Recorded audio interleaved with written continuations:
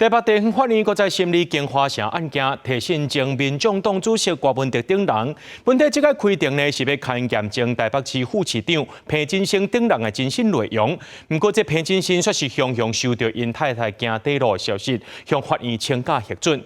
高雄检方也认定这行底路意外无别人介入，本体要规定的人是改做朱阿虎。不过，新庆警的律师认为讲，检方威胁朱阿虎认罪，请法官评价。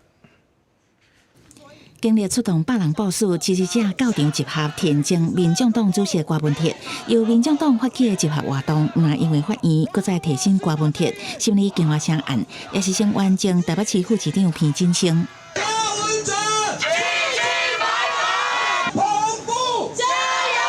原定初一早起勘验彭真生的精神宫殿，由郭文哲等人申请，即日以互人无正当询问煞临时取消。因为彭真生开庭前接到家后链落楼死亡的消息，伫电话情绪激动。那今天目前彭真是当庭请假吗？对，先回去处理家里的事。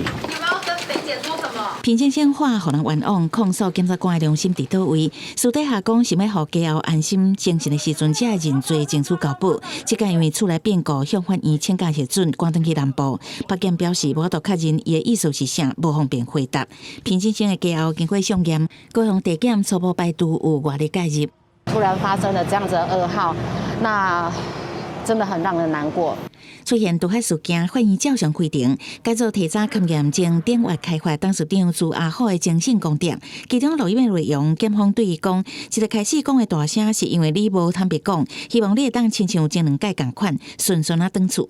啊，毋过爱看是毋是有详细交代案情。互维权集团主席新庆警的律师质疑受到胁迫认罪，检方应讲，侦查检察官连判都无判，搁较无正当询问。检察官是把他要说的话塞到朱雅虎的嘴巴里面去，要朱雅虎说是，这已经不是有罪推定，这是罗织入罪。郭文哲知影彭真生的家后过身，感觉真意外，也向受牵连的人表示失礼，也讲大家因为伊受苦啊。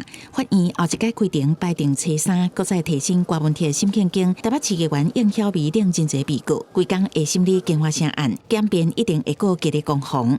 记者综合报道。